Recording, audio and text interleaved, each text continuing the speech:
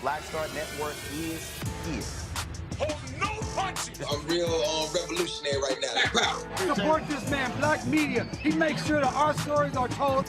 Thank you for being the voice of Black America, Roland. Stay black. I love y'all. All momentum we have now, we have to keep this going. The video looks phenomenal. See, there's a difference between Black Star Network and black-owned media and something like CNN. You can't be black-owned media and be scared. It's time to be smart.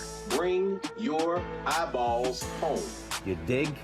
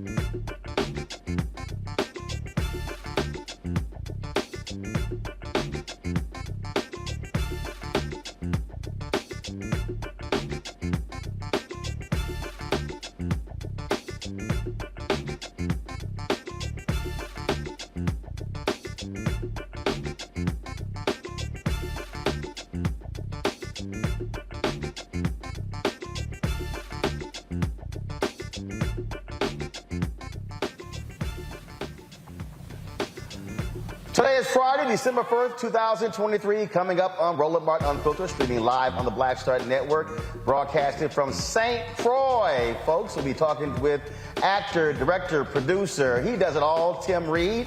The work that he is doing here, but also on the continent of Africa. Some amazing work. Everything is not about Hollywood, folks.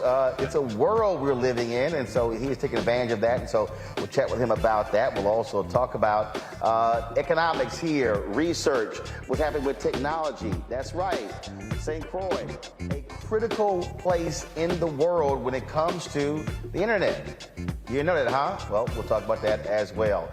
Congressman George Santos packed this shit up. He got kicked out. We'll talk with Congressman Glenn Ivey about him being booted from Congress. That was pretty wild today. Also, Donald Trump and his other imps trying to get their charges thrown out. We'll tell you what's happening with that in Georgia. Actor Jussie Smollett headed back to jail after the Illinois appeals court upholds his conviction. Also, menthol. There are folks who want to get menthol cigarettes banned by the FDA. Big Tobacco is fighting back. We'll have folks who support and against the menthol ban on tonight's show. Plus, today is World AIDS Day. We'll have that conversation as well. Lots to discuss. It is time to bring the funk. I'm Roland Martin Unfiltered on the Black Stud Network, live from St. Croix. Let's go. Whatever the miss, he's on it. Whatever it is, he's got the scoop, the fact, the find. And when it breaks, he's right on time and it's rolling. Best believe he's knowing. Putting it down from sports to news to politics. With entertainment just for kicks, he's rolling. It's on go, roll, roll, y'all. It's Roland Martin, yeah. Rolling with Roland now. He's funk, he's fresh, he's real, the best, you know he's Roland Martin now.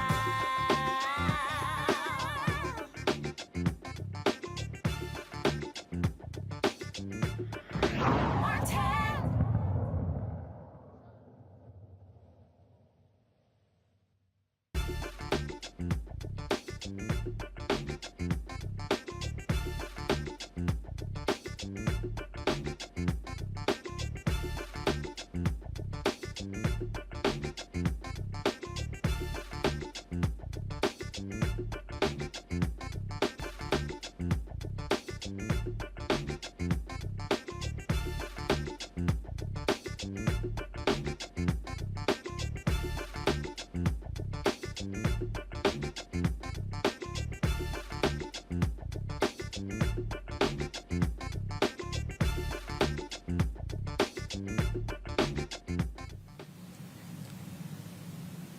Hey folks, Roland Martin here. I am broadcasting live from St. Croix. You may be saying, man, why are you down there in the islands? Well, a couple months ago, actor Tim Reed hit me up and he said, hey, I'm doing some stuff down here. And it'd be great to show you what's going on and talk to the folks down here. And I was like, well, of course, let's do it. And so that's why I am here. And speaking of actor, producer, director, filmmaker, owner, all that stuff, you name it, he's done it all. He'll sweep the floor, he'll shoot the movie, he'll edit, do all of it. I know the feeling. He joins us right now, Tim Reed. Tim, how you doing, man? I'm blessed, man. I'm blessed here in this warm weather and enjoying myself. Yeah, I did. I left the cold, if you will, of Virginia, and I'm like glad to be here. Yes. And of course, you've been in Virginia for quite some time, so it's great to be around black people when it's 85. Oh, yes. And I just come from Africa. It was very warm. And I came home, changed bags. I was there a couple of days, and it was cold. I said, I got to get out of here. So I'm now back here at my second home in St. Croix. So what are you doing here? I'm here with working on trying to make use of this fiber optics world that's being created. And St. Croix happens to be one of the most important areas for fiber optics. They have a main center here, data center here. And so when I discovered that about a year and a half ago, I talked to the guy who you'll meet, the CEO of RT Parks. And I said, you know, I'd like to be involved. I'd like to put a server here because if I get in this fiber optics, I can go around the world and from my own server. And so we started working on that, and that's why I'm here. Our server will be up and running in another month or so, and we'll be able to stretch our signal beyond the Caribbean and go to Africa and Europe with our signal. The thing that people don't understand, and I'm always trying to explain to people to understand the mechanics of our business. Yes. And when I remind people, it's sort of like, look, when you had Motown, there were hundreds of record labels. Mm-hmm. But what the record folks figured out was We ain't gonna let that happen again. So we need to control the distribution. Yes. And the reality is, it's the same thing in Hollywood. It's a bunch of people who are producers and they have, quote, studios or they're independent, but those who control the distribution, that's how you're able to get to the people. Yes, and also how you're able to control and own your intellectual property rights. And so when streaming came in during the COVID and it expanded, I found myself in a decent situation because I had a lot of content from my time owning a studio. A lot of it was evergreen, and we're always shooting. I got a small studio now, but we're always shooting around the world. So I went, I got all this content. This thing called streaming may work for me. Got stuff sitting on hard drives. Yes. So I decided to go in the streaming business, and we've had a couple platforms, but I wanted my own platform. I wanted to control my distribution. I didn't want to put it in the cloud. I wanted it on a server, and I wanted to be able to reach people around the world. And so along comes people now's attention to fiber optics. It's a faster signal. It's all, but there are not a lot of places you can go. Right. I'm here vacationing, and I came here to speak at this organization, and they took me on a tour, and I said, what is that building? They said, that's the building for fiber optics. You look out about 50 feet from the building, there's this huge cable that goes to the rest of the world. And this is one of the more important stations in this hemisphere. So that's why I'm here. And one of the things that, I mean, we've talked over the years, and you spent a lot of time and money. A lot of time, money, but a lot of time interfacing with brothers and sisters in France, in England, but also on the continent. And what we are seeing now in Africa is an explosion because people understand the power of media. I've long said that. And it was interesting when we were driving around. I remember when we were on a panel together at Congressional Black Caucus, where I said media is the second most powerful institution in the world, right behind the military. Yes. And if we understand the power of media and how to use it and then empower it, we can actually control it. There you go. And control the message. Yeah, I spent a lot of time on the continent of Africa, and I've been going there since the late 70s. You know, and Ethiopia, South Africa, Nigeria. Capo Verde, and now Togo. I've never been to Togo, and I go over, and guess what? They have fiber optics in Togo. One of the few countries in the entire continent of a 1.3 billion people, they have fiber optics. So connecting with these people and connecting with the continent is very important. And now people are taking their stuff out of the cloud, putting in their own servers and containing their content and controlling it. To be a part of that is exciting. Look, I obviously understand the importance of controlling the platform, controlling the content, and it's establishing the narrative. And that's the thing that I think people need to understand. When I went to Ghana in 2019, it was still stunning to me how many people were commenting on my social media pages about, oh my goodness, I didn't realize they had that. I didn't realize they had that. Black people, just like white folks, you know, when we think of the motherland, we still think of them damn commercials, them food commercials, where the kid is starting with the fly all around in their eyes. People literally have that belief, and so when you start showing them, no, that ain't the case, they go, I didn't know that. It's a different world. What's going on in Africa now is exciting. There's an energy there that reminds me of America during the late 60s in the civil rights era. There's an excitement and a hunger to tell their story. Also because it's so young. Yes. I mean, the reality is the youngest continent, and in many of these countries, the average age is 17, 18. That's exactly at Togo. 17 and 4 months is the median age for all the people there. And they believe. Another thing that excited me about being in Togo is that the idea of education can change my life is running rampant through these young people. The University of Lomé in the capital, they have an enrollment of 72,000 students. And every morning they needed these centers to sign up for next semester. They believe in education. They believe in education as your life and my life was changed by education, historically black colleges. Their lives are being changed. And they know media is important. As we talked about in the class, I do these master classes wherever I go.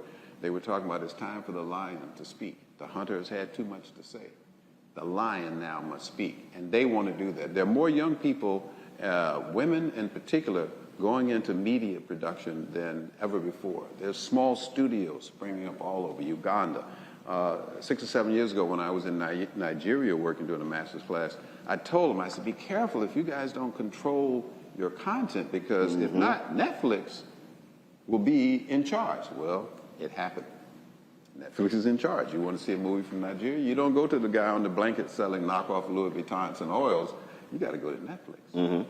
Also, I think that in terms of our folks who are watching at home, when I was in Ghana in 08 and 19, in Liberia last year, is trying to get our people beyond media to understand the economic opportunities that exist outside of the United States. And it's hard for people to grapple with that. So many people are focused on, well, what's happening in Atlanta or Alabama or what's happening in Chicago, and not thinking global. You got to think global. It's a different world we live in now. I mean, you can, and with fiber optics and Elon Musk, the crazy man, his Sky program, you can move a message instantaneously in wonderful resolution anywhere in the world now in a split second. And so what we're going to do, if we're not careful, our message will have to be sent by someone else. I want to be a part of sending my message, and I want to be with people who want to do that. And also we got to think about the size of the audience. People don't realize there's 1.3 billion people on the continent of Africa that are predominantly all black. We do everything for 42 million black folks in America. Well, there's 8 to 10 million in the Caribbean. That's well, look. I mean, if you look at in terms of Afrobeats, how that's dominated the music scene, hip hop culture, and what was exported played a role there as well. And so, if our folks can understand that if our music can travel, if our movies can travel, then guess what? Other things can travel too. They should, and if not, Afrobeats has taken over the music world. I mean, I met just a few weeks ago, a couple of multi-millionaires who made their money. I've never heard that music here, but they're all over Africa. They're, television shows and things like that. So it's a big world. Not everybody now is waiting for rice to be dropped out of a helicopter. There's some multi-millionaires over there that are doing great business in businesses that we normally don't see black folks get involved in. Absolutely. Well, Tim, always good to see you. Look forward to this weekend. Look forward to the conversations. Play some golf? I said, listen, if y'all trying to get me to come to St. Croix, look, I got to play golf at least one time. Really? I said, that was like the second thing. I'm like, hold up, we're going to meet first. Golf going to be a part of this conversation. And it will be. All right, I appreciate it. Thanks a bunch. All right, folks, hold tight 1 second. We come back. We're going to chat with Congressman Glenn Ivey of Maryland about George Santos, kicked out of Congress expelled. Even Republicans wanted him to go. We'll also talk about research and technology here in St. Croix. What will it take to actually grow this huge opportunity in this country to benefit black folks here and, of course, around the Caribbean as well. So we'll talk about that in this hour. In the second hour, we'll have a conversation about menthol, banning menthol cigarettes. Some black folks are for it, others are against it. I'm absolutely for it. Plus, it's World AIDS Day. So it's a jam-packed show we got for you right here on Roland Martin Unfiltered, right here on the Black Star Network. You two folks, hit that like button if you're watching. And don't forget to support us as well. Your dollars are absolutely critical. You know, we're fighting a good fight when it comes to these advertisers, but it's important for you to also join our Bring the Funk fan club. Folks, you get this show 2 hours a day. Farajah Muhammad show 2 hours a day. You get Deborah Owens show, Jackie Hood Martin show. You get Stephanie Humphrey show, Dee Barnes show, Greg Carr's show. There's no black-owned media platform doing the amount of original news that we do every single day right here on the Black Star Network. And so please send your check and money order to P.O. Box 57196, Washington, D.C. 20037-0196. Cash App, $RM Unfiltered. PayPal, R Martin Unfiltered. Venmo is RM Unfiltered. Zelle, Roland at RolandSMartin.com. Roland at RolandMartinUnfiltered.com. Also, download the Black Star Network app, Apple phone, Android phone, Apple TV, Android TV, Roku, Amazon Fire TV, Xbox One, Samsung Smart TV. Be sure to get a copy of my book, White Fear, How the Browning of America is Making White Folks Lose Their Minds, available at bookstores nationwide. Download the audio version on Audible. We'll be right back. You was busy.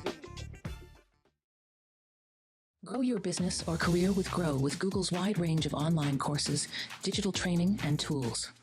Gain in-demand job skills with flexible online training programs designed to put you on the fast track to jobs in high-growth fields.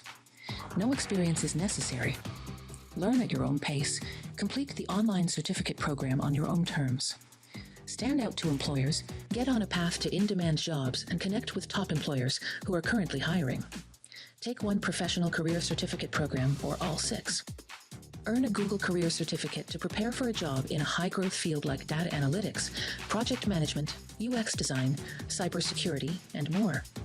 All professional career certificate programs must be completed by December 31st, 2024. Scan the QR code to complete the application. There are 1,000 scholarships available. Grow with Google and J. Hood and Associates. Be job ready and qualify for in-demand jobs. Next on the Black Table with me, Greg Carr. There's a lot of talk about the inevitability of another civil war in this country.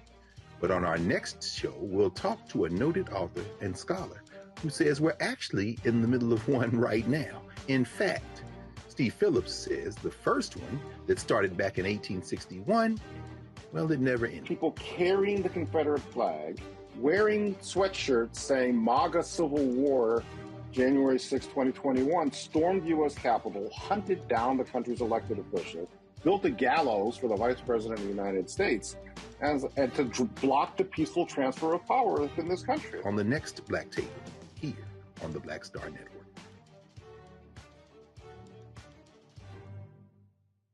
Hi, I'm Dee Barnes, and next on The Frequency, have you ever heard of Pinkster? If not, you aren't alone. It's an African-American holiday that predates Juneteenth by 100 years. This week, we're talking with my special guest, the founder and CEO of Trans Art and Cultural Services, Greer Smith, to talk about Pinkster and why it's so important.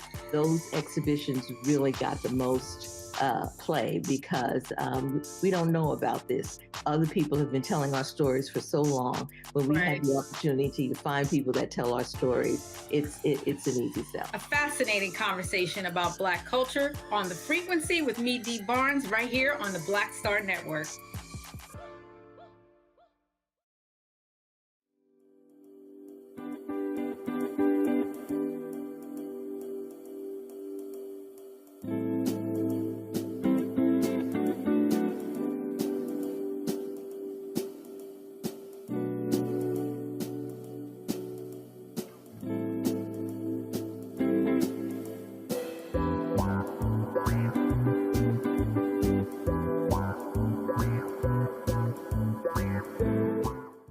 Smith, creator and executive producer of The Proud Family, Louder and Prouder, and you're watching Roland Martin Unfiltered.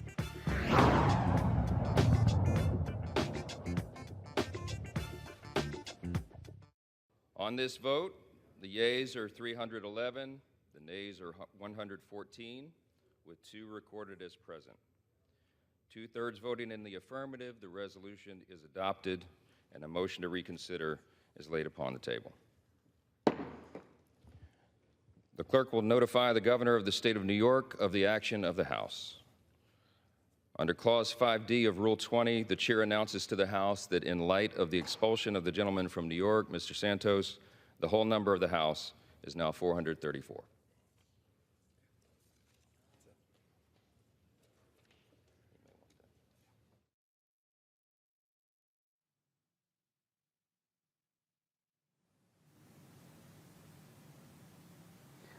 Well, folks, you see New York Congressman George Santos, gotta go. He was expelled from Congress. Dude has been lying, making stuff up. He has been indicted, you name it, he has done it. Even Republicans were sick and tired of him. And so now he has been expelled. There's going to be a special election, more than likely. A Democrat is going to win that. That's going to be a pickup for Democrats there in New York State. Joining us right now is Congressman Glenn Ivey of Maryland. He's a member of the House Committee on Ethics. It was their report that led to today's developments. Congressman Ivey, glad to have you. You're also a former federal prosecutor. This guy's been indicted on federal charges as well. There were some people who said, you know what, this is just not right. The voters should decide. He should be found guilty. But what was it about your ethics committee that swayed folks to say enough is enough, Santos has got to go? Yeah, I mean, I think the ethics committee did a lot of work to put together a strong report. We did over 40 subpoenas, interviewed like over 40 witnesses. We had 172,000 pages of documents we went through. It was a very thorough investigation. And at the end of all of that, we reached a unanimous bipartisan report that had findings that laid out the sorts of things you're talking about: fraud, money laundering, ethics violations of other types, using campaign finance money for his own personal benefits. I think by now everybody's heard about the Botox and the trips and what is it, Only Adults or Only You, I think is the site. So I think people know what was going on there. And I think for most of us, after we were able to lay it out in the report and send it to our colleagues, I think they joined us in deciding it was time for him to go.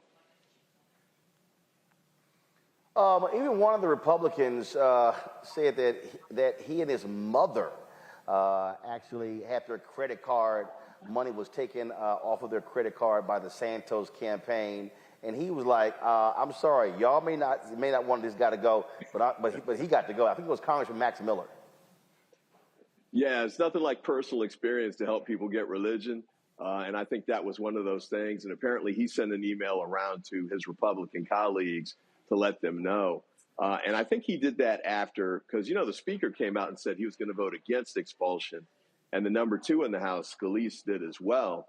So I think I was actually thinking that might turn the tide. But when their colleague came out and said, yeah, I got ripped off as well with one of these credit card scams, I think that was a nail in the coffin there, in addition to the report and in addition to the indictment, in addition to all these other things that sort of grew out around his trail of misconduct. It is, again, it's all quite interesting when you look at this. I mean, look, he lied about everything. And a lot of Republicans were standing with him. Speaker Kevin McCarthy was standing with him.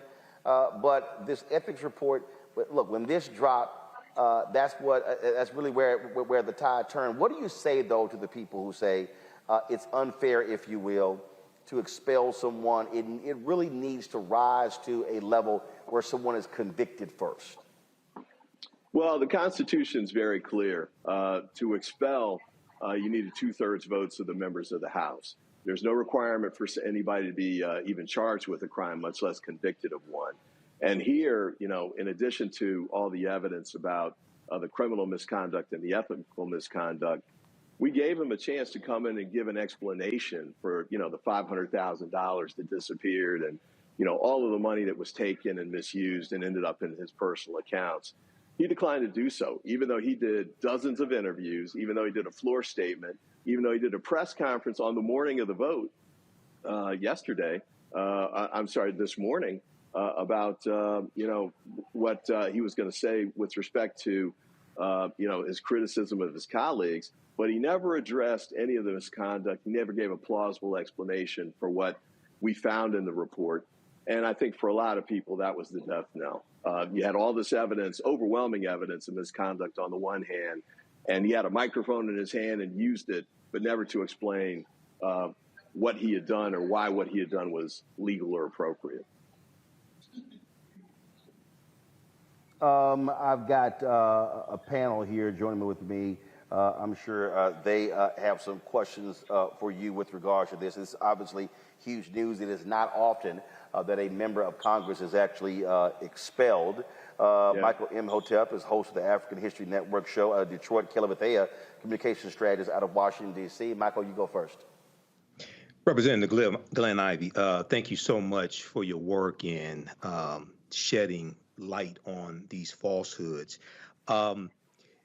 What we have seen with former representative now, George Santos, is pretty unprecedented. Okay, we know that politicians may have a knack for exaggerating the truth, but this goes well beyond that.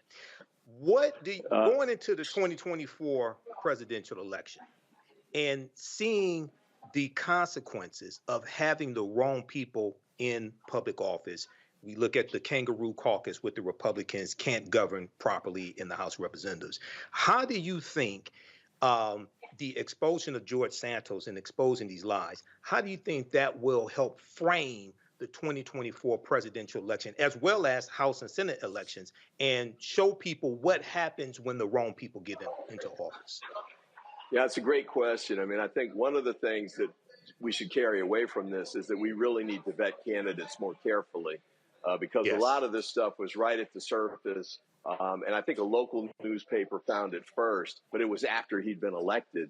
And once they started putting the information out, as soon as they started pulling on the thread, the whole thing unraveled. So if that had happened before, then voters would have seen that, basically his whole campaign, his information about his background and his prior experience and all of it was false. He got elected on false pretenses. So vetting up front would be important. The other piece here, too, though, is you may recall, Trump kept talking about, Washington is the swamp. He's going to clean up the swamp and Democrats basically. Well, the ultimate swamp monster, was George Santos. And, the key point, I think, for the House next year is the Republicans that voted to expel him right now, next year, if they're in the majority, they're going to vote to, put the same speaker back in place who voted to keep him there, and the number two, Scalise as well.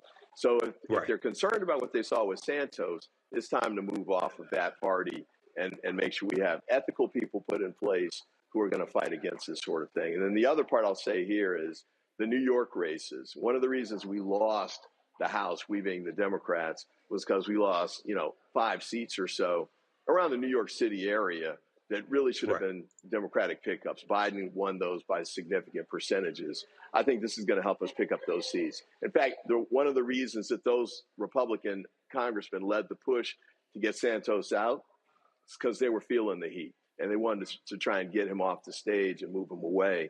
I think it's important for us to remind the voters, not just about this. I think there's a lot of things that the administration's done that's been positive, rolling out for infrastructure, prescription drug costs, especially insulin. There's a lot of things that he's done that he hasn't gotten full credit for.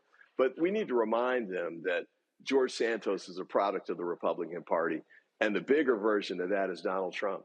And you don't have enough time on the show to go through all of the stuff that Donald Trump's done, or even the recent statements. The recent statements he's made are astonishing. It's just, it's incredible to think that this guy is going to be the nominee for the Republican Party, and they're not doing anything to stop it or try and redirect it. That's the state of the Republican Party right now.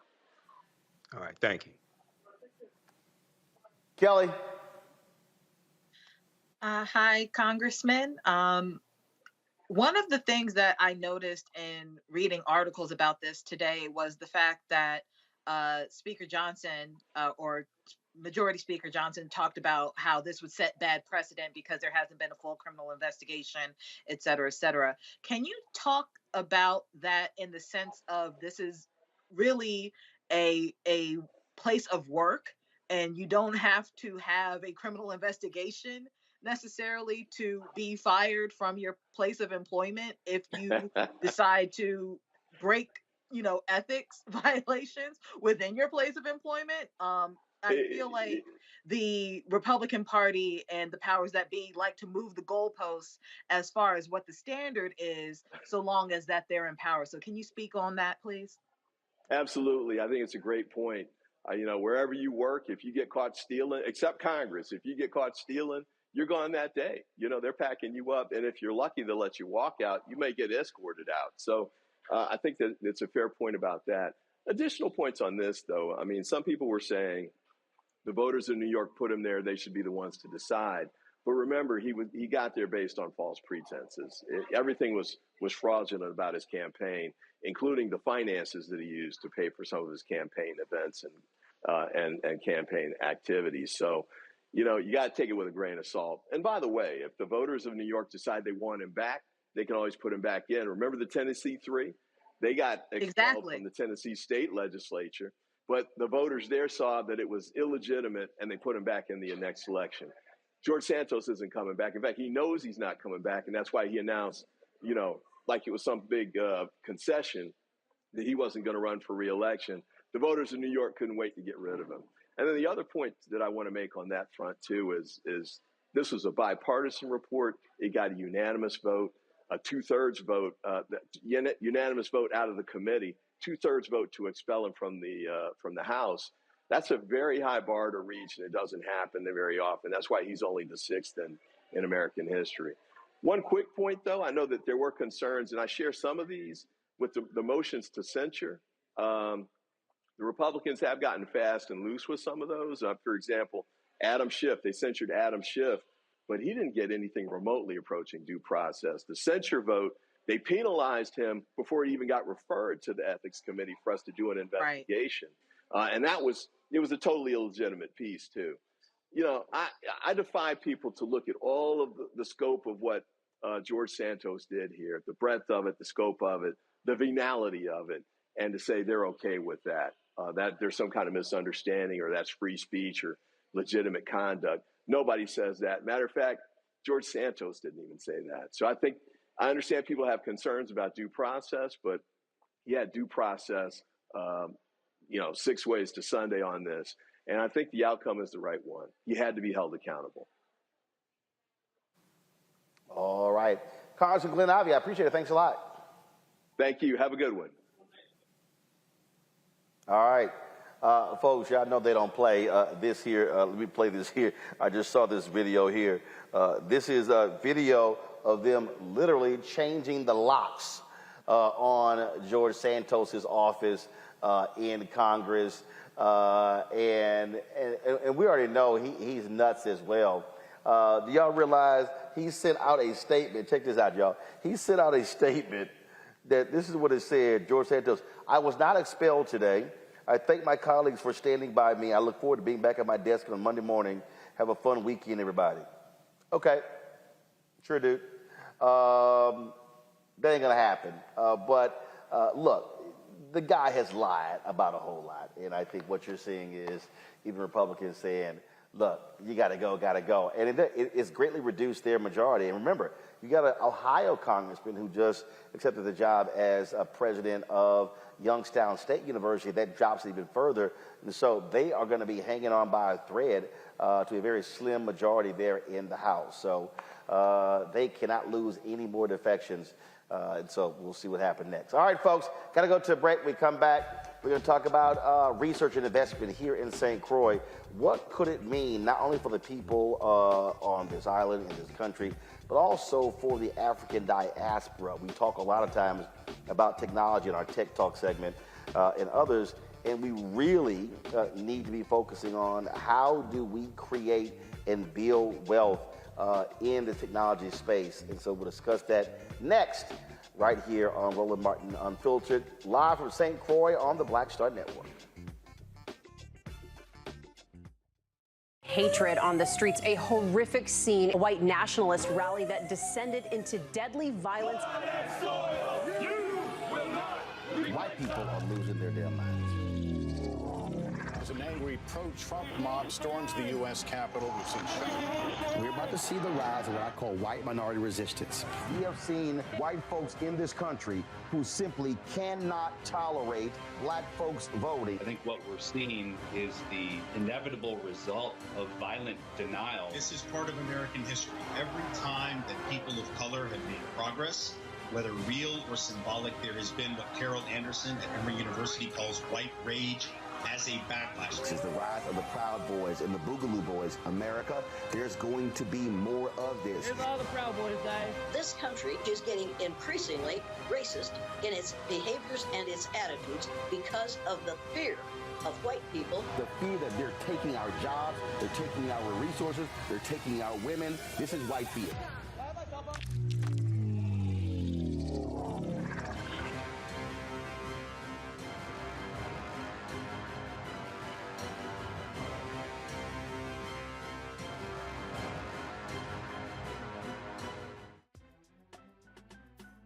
Faraji Muhammad, live from LA. And this is The Culture. The Culture is a two-way conversation. You and me. We talk about the stories, politics, the good, the bad, and the downright ugly. So join our community every day at 3 p.m. Eastern and let your voice be heard. Hey, we're all in this together. So let's talk about it and see what kind of trouble we can get into. It's The Culture, weekdays at 3, only on the Black Star Network. Farquhar, executive producer of Proud Family. You're watching Roland Martin Unfiltered.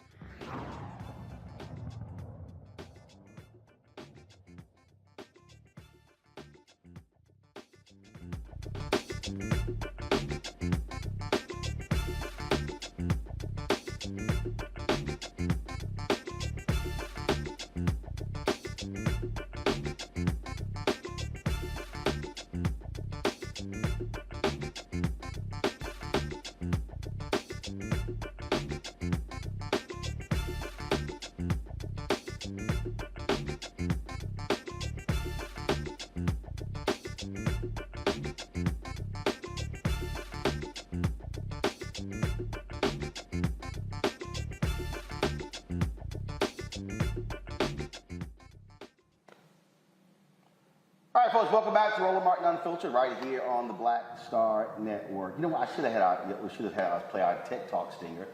We talk about technology a lot on this show. We have that segment, of course, where we focus on African Americans in technology. And when you understand what's happening in this country, how wealth is being created, technology is playing a huge, huge role, not just in the United States, but all across the globe. Unfortunately, we are on the user end of this as opposed to on the ownership end. So how do we change that? And also, what are the opportunities that exist for us? Joining us right now is Peter Chapman. Peter is the CEO here of the Research and Technology Park Corporation here in St. Croix. Peter, glad to have you here. Thanks for inviting me down here.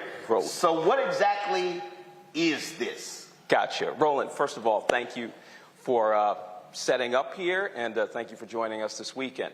So the Research and Technology Park Corporation is a very specialized, unique institution. We were created 21 years ago as a vehicle for really diversifying and strengthening the economy of the Virgin Islands beyond, oil refining, tourism, things that you normally associate with this region. And so we were established to really harness opportunities in the tech sector, which we'll talk about, in ways that would support the growth of the economy. So because we have some very unique challenges and opportunities, we focus not just on technology, which I'll explain, but we also focus on what we call comprehensive economic and community development.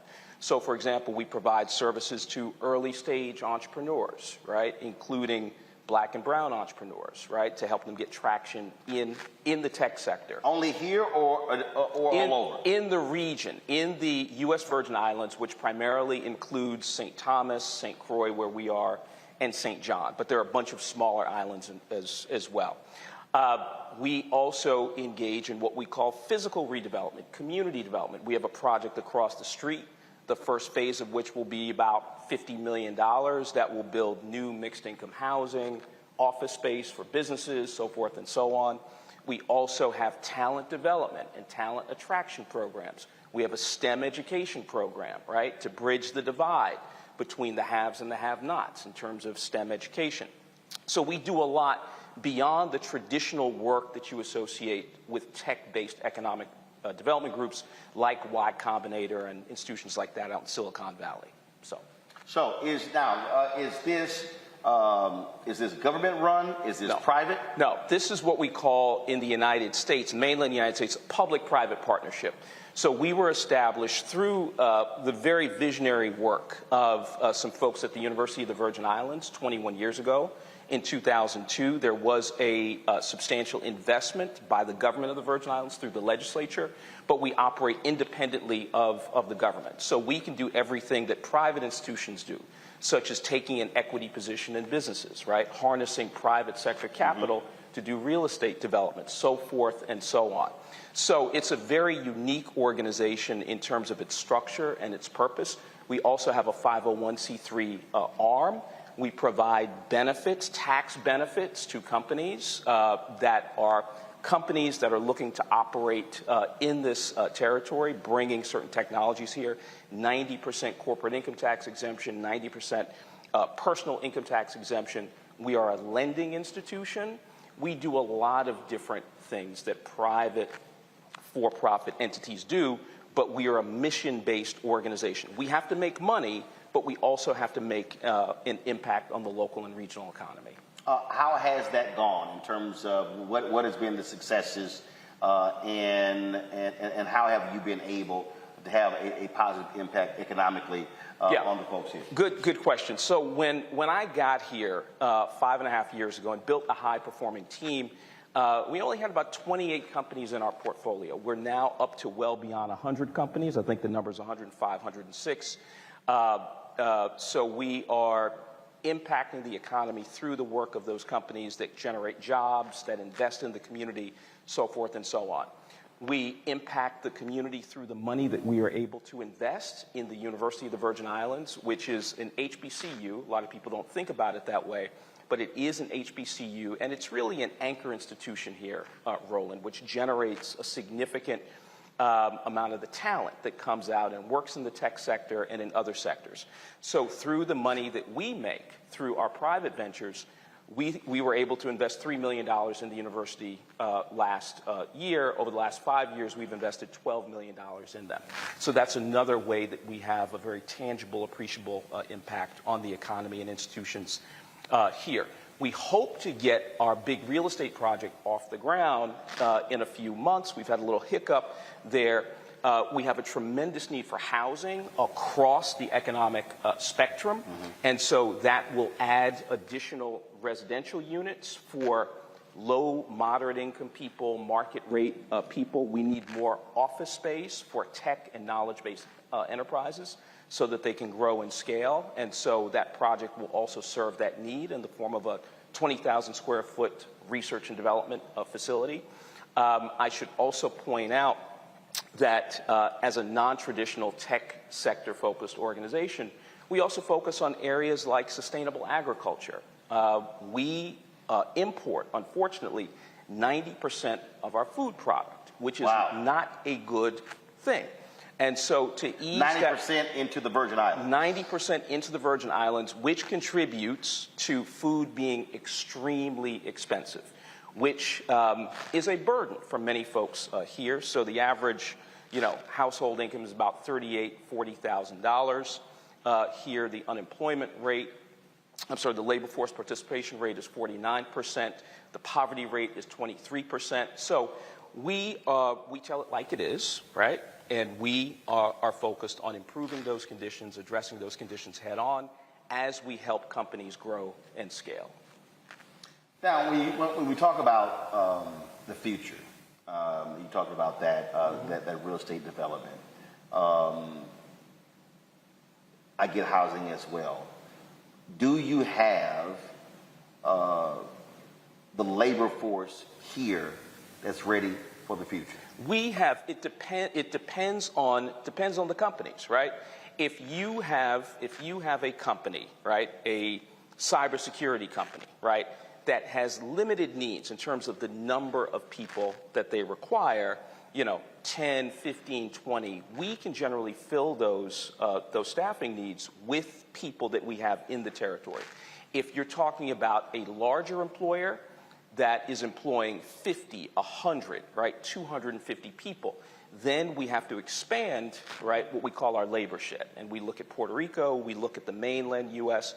We have a portal that we call Vista Plus, which stands for Virgin Islands STEM Talent Archive, which is designed to connect people within the Virgin Islands diaspora. They could be in the mainland United States, they could be in Europe, Asia, connect them to companies here that are looking to grow and scale, right? And so that's not the panacea, but that's one very practical thing that the RT Park does to help address the staffing needs of companies operating here. Now, are you looking to attract people to open their businesses here for investment? We are. We are aggressively, right? So we are looking to attract what we call high-performing companies, right? These are companies that can employ significant numbers of people, but we are also looking for early-stage companies, right, that have a great deal of potential. We operate a program, among several others, that we call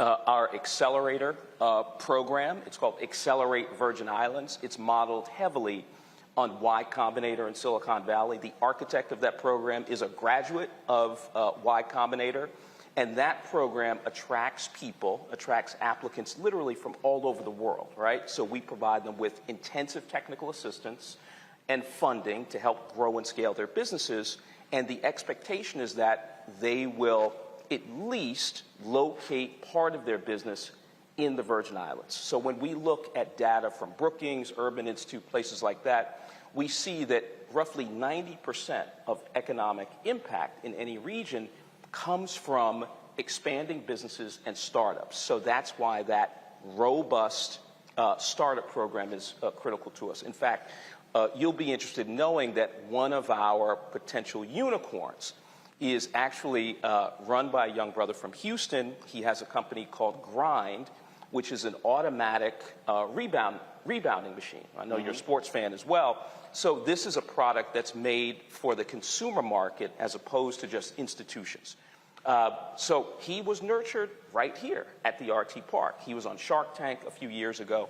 And so that's an illustrative example of the caliber of early stage firms. Now, so y'all invested in that company? We are. We're a business, right? Mission-based business. So we have an equity stake in the early stage companies. So if they do well. And define early stage. So yeah, good question. So if you've been in existence for 2 to 3 years and you have some demonstrated staying power, if you have what we call minimum viable product, which basically means a prototype, right, that we have determined has merit, has value, then you have a good chance of being accepted into our accelerator program. So it has to be product-based? It doesn't have to be product-based, but that's where our strengths lie as an economic development institution, right? So we have those type of companies, but then we have companies that want to be here because of all the competitive advantages, some of which Tim Reed mentioned, and they don't really need any help, right? They're coming here because they want to take advantage of the tax benefits or because they want to take advantage of the fiber optics network. We have the second biggest concentration of fiber optics in the Americas, right here in the Virgin Islands, and there's a pipe leading from that infrastructure to this building where we're sitting. So if you have a server like Tim's and you need a place to house your server, you can house it right here at the RT Park headquarters. So there are lots of benefits that accrue to high-performing companies that are in the United States and other places that want a good place to operate and to grow and scale. And what many of them do is they may leave their core operation in the United States but establish a secondary operation to take advantage of all these benefits, particularly the tax benefits. All right. Hold tight 1 second. We come back. My panel, they got some questions for you as well, so we'll look forward to doing that, folks. We're talking entrepreneurship, economics, technology, you name it. We cannot talk about wealth creation if we're only thinking about it through working for somebody else. And so we'll continue this conversation live here in St. Croix. When we come back, don't forget, if you're on YouTube, hit the like button, folks. We should easily be over 1,000 likes. And also, don't forget, you can also support us in what we do by joining our Bring the Funk fan club. Your dollars are critical. We're about $230,000 behind where we need to be for this year. And so please support us, folks, with your resources. Look, we're asking 20,000 of our fans on average to give $50 each. That's $4.19 a month, 13 cents a day. Some people give less. We appreciate every dollar. Some people have given more. So you can see your checking money order to P.O. Box 57196, Washington, D.C., 20037-0196. Cash App, $ RM Unfiltered. PayPal or Martin Unfiltered. Venmo is RM Unfiltered. Zelle, Roland at RolandSMartin.com. Roland at RolandMartinUnfiltered.com. We'll be right back. On the next Get Wealthy with me, Deborah Owens, have you ever had $1 million idea and wondered how to bring it to life? Well, it's all about turning problems into opportunities. On our next Get Wealthy, you'll learn of a woman who identified the overload bag syndrome, and now she's taking that money to the bank through global sales in major department stores. And I was just struggling with 2 or 3 bags on the train. And I looked around on the train and I said, you know what? There are a lot of women that are carrying two or 3 bags. That's right here on Get Wealthy, only on Black Star Network. When you talk about blackness and what happens in black culture, we're about covering these things that matter to us, speaking to our issues and concerns. This is a genuine people-powered movement. There's a lot of stuff that we're not getting. You get it, and you spread the word. We wish to plead our own cause. Too long have others spoken for us. We cannot tell our own story if we can't pay for it. This is about covering us. Invest in black-owned media. Your dollars matter. We don't have to keep asking them to cover our stuff. So please support us in what we do, folks. We want to hit 2,000 people, $50 this month, raise $100,000. We're behind 100,000, so we want to hit that. Y'all money makes this possible. Checks and money orders go to P.O. Box 57196, Washington, D.C. 20037-0196. The Cash App is $RM Unfiltered. PayPal is R Martin Unfiltered. Venmo is RM Unfiltered. Zelle is Roland@RolandSMartin.com. Hi, I'm Dr. Jackie Hood Martin, and I have a question for you. Ever feel as if your life is teetering and the weight and pressure of the world is consistently on your shoulders? Well, let me tell you, living a balanced life isn't easy. Join me each Tuesday on Black Star Network for A Balanced Life with Dr. Jackie. We'll laugh together, cry together, pull ourselves together, and cheer each other on. So join me for new shows each Tuesday on Black Star Network, A Balanced Life with Dr. Jackie.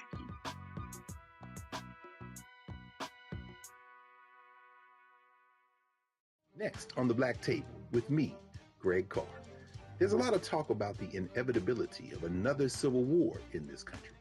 But on our next show, we'll talk to a noted author and scholar who says we're actually in the middle of one right now. In fact, Steve Phillips says the first one that started back in 1861, well, it never ended. People carrying the Confederate flag, wearing sweatshirts saying MAGA Civil War, January 6, 2021, stormed the U.S. Capitol, hunted down the country's elected officials, built a gallows for the Vice President of the United States, and to block the peaceful transfer of power within this country. On the next Black Tape, here on the Black Star Network.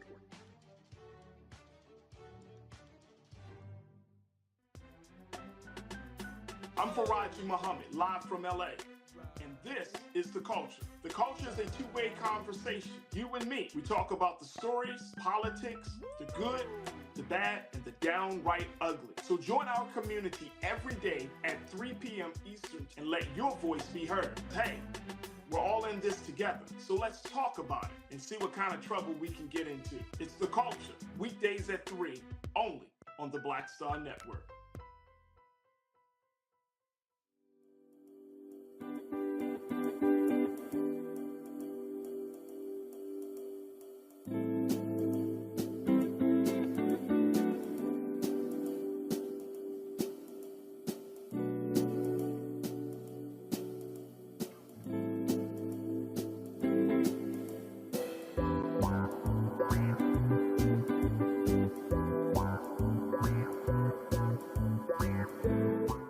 I'm Dee Barnes, and next on the frequency, have you ever heard of Pinkster? If not, you aren't alone. It's an African-American holiday that predates Juneteenth by 100 years. This week, we're talking with my special guest, the founder and CEO of Trans Art and Cultural Services, Greer Smith, to talk about Pinkster and why it's so important. Those exhibitions really got the most play because we don't know about this. Other people have been telling our stories for so long. When we have the opportunity to find people that tell our stories, it's an easy sell. A fascinating conversation about Black culture on the frequency with me, Dee Barnes, right here on the Black Star Network.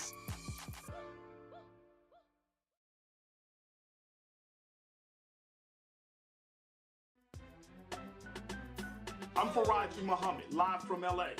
And this is The Culture. The Culture is a two-way conversation. You and me. We talk about the stories, politics, the good, the bad, and the downright ugly. So join our community every day at 3 p.m. Eastern and let your voice be heard. Hey, we're all in this together. So let's talk about it and see what kind of trouble we can get into. It's The Culture. Weekdays at 3, only on the Black Star Network. Me, Sherry Shepard, and you know what you're watching, Roland Martin Unfiltered.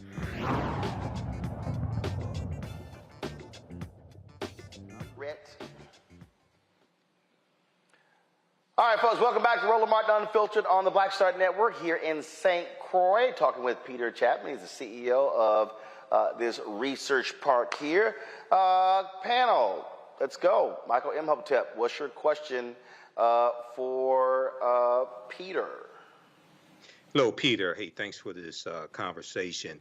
Earlier in the show, Roland spoke with veteran actor Tim Reed, and I know there's a partnership between Tim Reed's Legacy TV as well as the University of Virgin Islands Research and Technology Parks that you're part of. Can you talk about, and it's been going on about a year, can you talk about maybe some of the things that have been accomplished so far with that partnership, and what do you think would be one of the most important things or myths that he can dispel when it comes to the African diaspora projecting these images?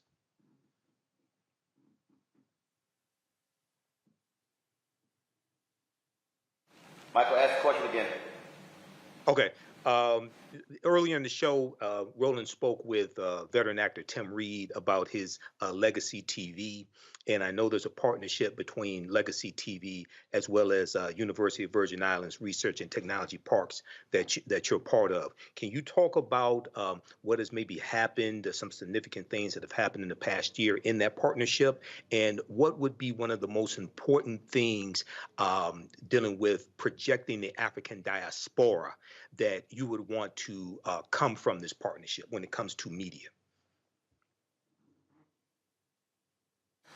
So if I understand the question correctly, I'm being asked to talk about what I view as the critical elements of the partnership with Legacy Media. So let me take a step back and say Legacy Media is critically important to us because it specializes in quality content drawn from throughout the African diaspora. So that makes it very unique in terms of its cultural benefit. It also makes it unique in terms of its potential to generate revenue and be a viable company here in the Virgin Islands that grows and scales. So Tim Reed has made tremendous progress along with other members of our team in establishing a partnership with Legacy Media, with Liberty Media, which is another portfolio company of ours, which gives him access, gives him a platform from which to reach markets throughout myriad parts of the Caribbean and Latin America. So that's very, very important to the viability of the business. I think that is a critical achievement of our partnership with Tim thus far.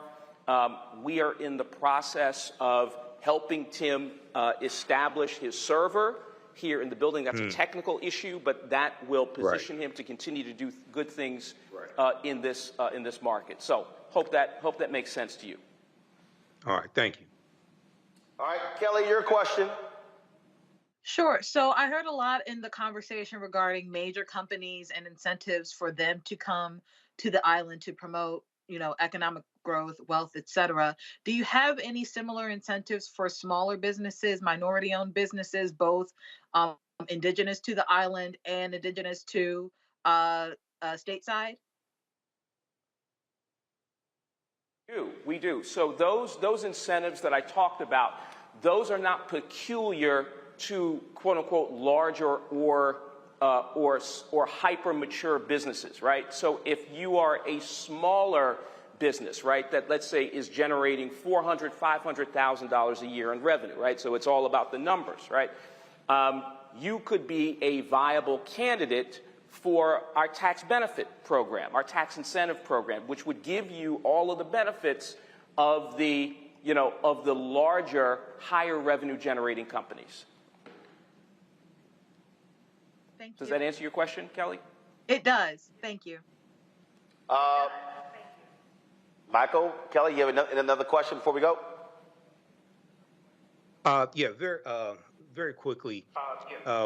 When we look at the U.S. Virgin Islands, we see this is still, I would say, still part of the African diaspora, even though sometimes people may not look at it that way. When it comes to African Americans, what are some things that you think are important for us to know historically about the U.S. Virgin Islands so we can connect with those brothers and sisters there? Yeah, so I think you answered your own question at the beginning. We are part of the African diaspora, just like the mainland United States. We have similar histories, right? So we've inherited the legacy of slavery, different forms of Jim Crow. It's not called Jim Crow here, but we have more in common than not. In fact, we are making a concerted effort to elevate our profile among African Americans on the mainland because we want them to see this as a viable place to locate their businesses, just as Mr. Reed has with Legacy Media. So there's a lot there, but the bottom line is that we have a lot in common, and this should be a place where African Americans from the mainland feel very, very comfortable socially, culturally, and in terms of operating their businesses. Okay, thank you. Last question for me, Peter, and that is, as you're looking on the horizon, as you're looking at, see, this has been around 21 years, where do you see this Research Development Corporation being 5-10 years from now? Yeah. Where do you want it to be? Yeah, I mean, first of all, that's a great question. So first of all, I want us to have even more portfolio companies than we have now. So in another 5 years, I would like to be at, somewhere closer to 140, 150 portfolio companies. I want us to be a major contributor to what we call physical infrastructure, so housing, office space. We have a lot of technical capabilities there. And we also want to increase the number of businesses that are owned by Black and brown people operating here. We've taken some steps in the right direction in that regard, but we still have a lot more work to do because I want us to be seen as really a hub for tech-based economic development in the Americas. And by the way, we were designated in 2020 as one of the highest performing economic development organizations in the Americas, and that's by the International Economic Development Council, and that's a very prestigious designation. So I want us to continue making strides toward making us a tech hub in the region. And the region for us is 44 million people throughout the Caribbean, not just the 100,000 people or so in the Virgin Islands. All right, then. Peter Chapman, we appreciate it, man. Thanks so much. Thank you so much. Appreciate it. Thank you. All right, thanks a lot. Thank you. All right, folks, we come back. We'll talk about the fight to get the FDA to ban menthol cigarettes. There are others who do not want that to happen. Also, World AIDS Day. Plus, the inmate that stabbed Derek Chauvin 22 times will tell you what they're charging him with. And actress Julianne Margulies, she is apologizing for some wild comments she made about Black folks with regards to Israel and Gaza. Plus, Jussie Smollett headed back to prison. We'll tell you why. All of that in the next hour. Roland Martin Unfiltered right here on the Black Star Network. Grow your business or career with Grow with Google's wide range of online courses, digital training, and tools. Gain in-demand job skills with flexible online training programs designed to put you on the fast track to jobs in high-growth fields. No experience is necessary. Learn at your own pace. Complete the online certificate program on your own terms. Stand out to employers, get on a path to in-demand jobs, and connect with top employers who are currently hiring. Take one professional career certificate program or all 6. Earn a Google Career Certificate to prepare for a job in a high-growth field like data analytics, project management, UX design, cybersecurity, and more. All professional career certificate programs must be completed by December 31st, 2024. Scan the QR code to complete the application. There are 1,000 scholarships available. Grow with Google and J. Hood and Associates. Be job ready and qualify for in-demand jobs. Hatred on the streets, a horrific scene, a white nationalist rally that descended into deadly violence. White people are losing their damn minds. As an angry pro-Trump mob storms the U.S. Capitol, we've seen We're about to see the rise of what I call white minority resistance. We have seen white folks in this country who simply cannot tolerate black folks voting. I think what we're seeing is the inevitable result of violent denial. This is part of American history. Every time that people of color have made progress, whether real or symbolic, there has been what Carol Anderson at Emory University calls white rage as a backlash. This is the rise of the Proud Boys and the Boogaloo Boys. America, there's going to be more of this. Here's all the Proud Boys, Dave. This country is getting increasingly racist in its behaviors and its attitudes because of the fear of white people. The fear that they're taking our jobs, they're taking our resources, they're taking our women. This is white fear.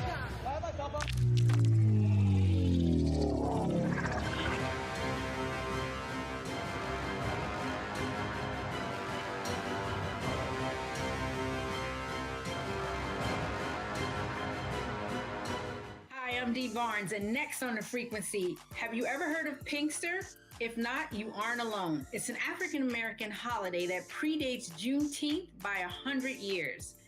This week, we're talking with my special guest, the founder and CEO of Trans Art and Cultural Services, Greer Smith, to talk about Pinkster and why it's so important. Those exhibitions really got the most play because we don't know about this. Other people have been telling our stories for so long. When we have the opportunity to find people that tell our stories, it's an easy sell. A fascinating conversation about Black culture on the frequency with me, Dee Barnes, right here on the Black Star Network. Hey, it's John Murray, the executive producer of the new Sherry Shepherd Talk Show. You're watching Roland Martin Unfiltered.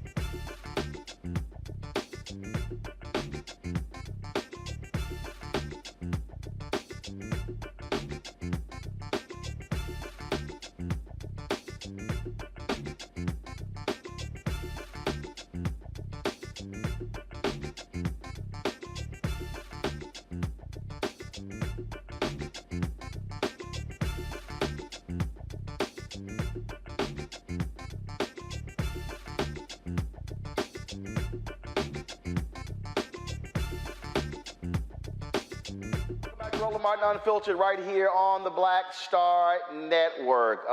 We've talked several times on the show about the call for the FDA to ban menthol cigarettes.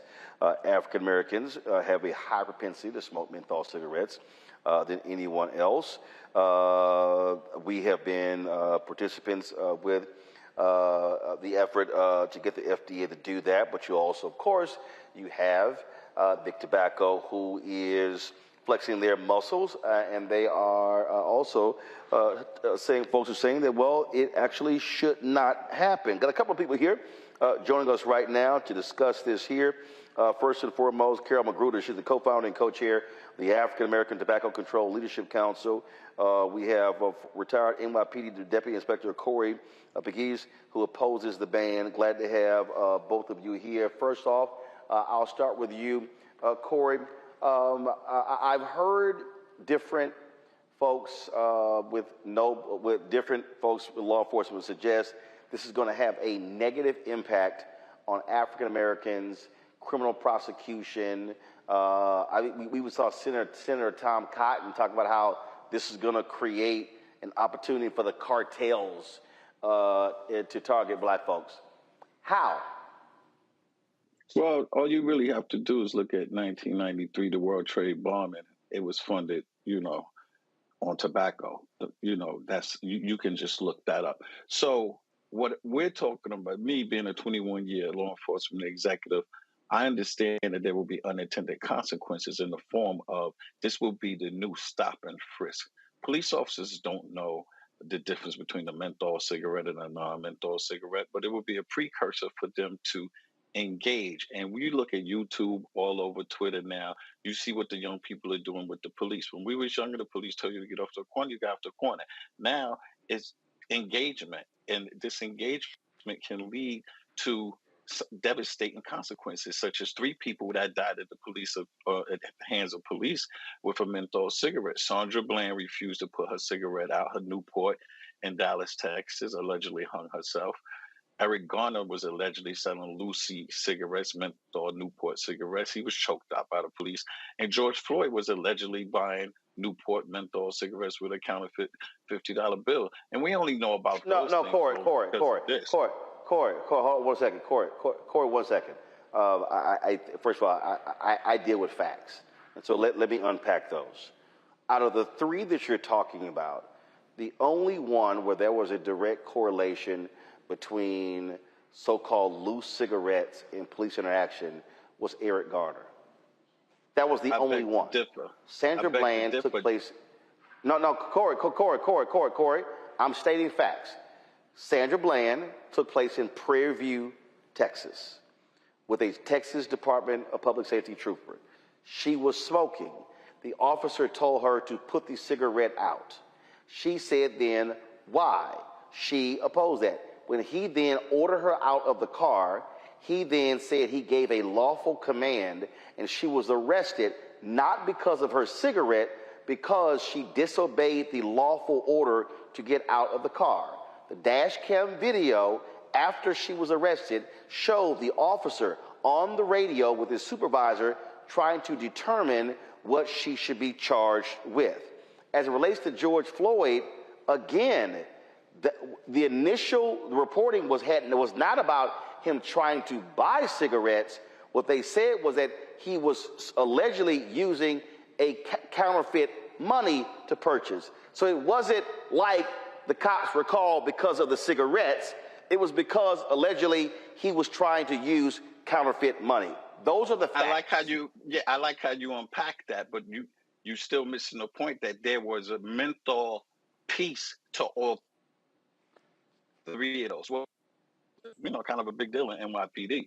And we talk about Sandra Bland in Texas. But that cop had already wrote this. What I'm saying was, if she never had the menthol cigarette rolling, if she did not have the menthol cigarette, he gives her the summons and she's on her way, right? George Floyd. No, Corey. That is wrong. So, Corey, that is flat out. Corey, I don't understand what you're talking about. I really don't, because again, I showed that video on this.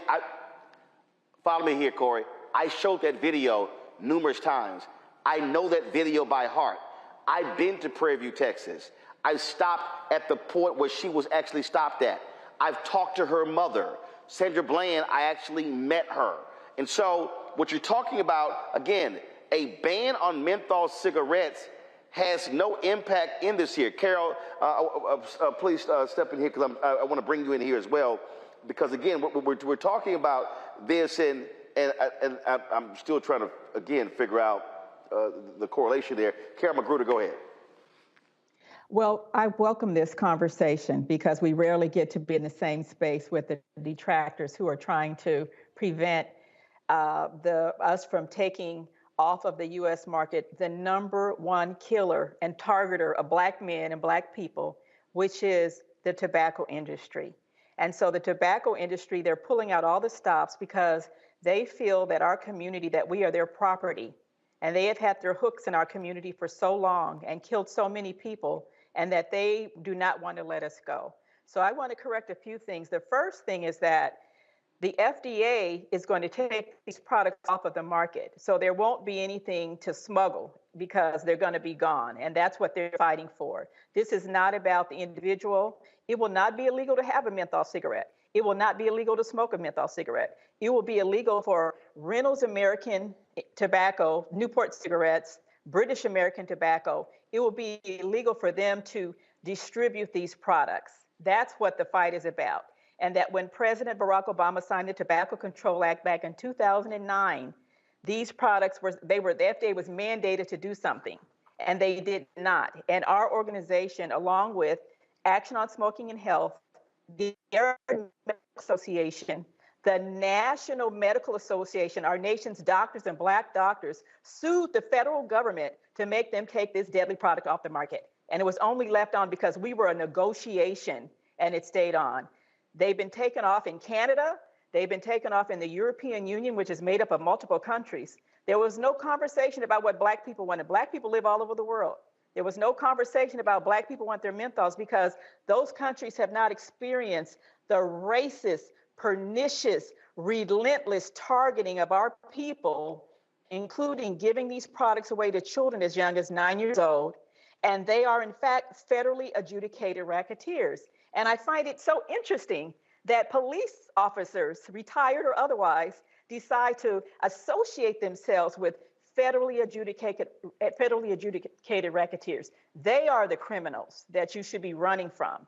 And that while we're fighting for something, let's fight for reparations for our people, for health equity reparations. And I'd like to ask our officer here, what does he think about the tobacco industry targeting of our people for all these decades of giving these products to children like Dave Chappelle? I'd like to ask you, sir, what do you think of that? Well, what I think about that is I think of Marilyn Monroe. I think of Bill Cosby. I think of John Wayne. All of those white actors and actresses that was posing and selling tobacco also. So some kind of way, Black people had came up with this, that the tobacco industry. So let me give a disclaimer. I don't work for the tobacco industry. All right. So these are my personal thoughts. They have stopped targeting. We know it was the Cool Jazz Fest and all that. Like today, you'll never see LeBron James, Steph Curry. They'll never be able to endorse that. The only way they can do, advertisement is at point of sale. So we know that. And let me tell you why. You said, why does law enforcement want to get involved? Let me tell you why I want to get involved. Because I have Black babies, okay? The number one killer from the age of 1 to 25 in the Black community is homicide, okay? And we do know since the crack era, the difference between the crack coke and crack, we know what happened. Now we have an opioid issue. Guess what they're doing with the opioid issue? Counseling, treatment, and education. And I love it because those most of the white kids that's, strung out on opioids. So Corey. And so that's the Corey, I got to stop you here. Corey, I'm still, Corey, I'm still trying to understand. No, hold on 1 second. Corey, I'm still trying to understand because it's not clear. Why are you against a ban on menthol cigarettes? I mean, if again, this will be stopping the production and the distribution. That means they're gone. So are you saying that you're in support of menthol cigarettes? Well, what I'm in support of is for them to do it equally. Menthol is not even the addiction. Nicotine is the addiction in cigarettes, and nicotine is in all cigarettes. Menthol, and I live in New York. I live in New York State. In New York menthol State, numbs your throat. Actually, Corey, dilates your lungs. 60% of cigarettes sold in New York already is on the illegal market. It's on the underground. So as police officers, Corey, 1 second. We do know that you just Corey, you hold on, Corey. You just made a statement about menthol and being addictive. Carol, go ahead. I want to say this. I'm in New York right now. I just left the Social Justice Coalition Summit that's put on by Rock Nation, the second one. And so I'm here with my sister colleague, Manu Jones from Detroit, who's getting this handled in Detroit. And our hearts are full because we've had a full day of seeing what Sandra Bland, what Eric Gardner, what Oscar Grant, what they had in common is that they are Black people who live in America. And so leaving the deadliest product on the market that kills 45,000 Black people, that's not going to help our community. And I want to ask the police officers who just have the time to protect menthol cigarettes and the tobacco industry, where was their presence today? We're at a conference that's talking about solutions, that's talking about all of the people who are wrongfully convicted in this country. That's what needs to happen. And that's where our officers who know where their bodies are buried, because they'll tell you that, well, I know because I'm an officer.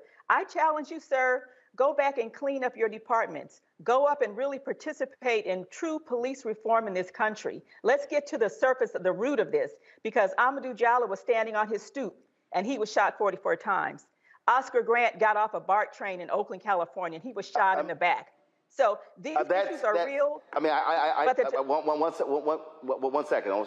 I get that part in terms of police accountability. But Corey, I'm still trying to understand. This is what I'm confused by.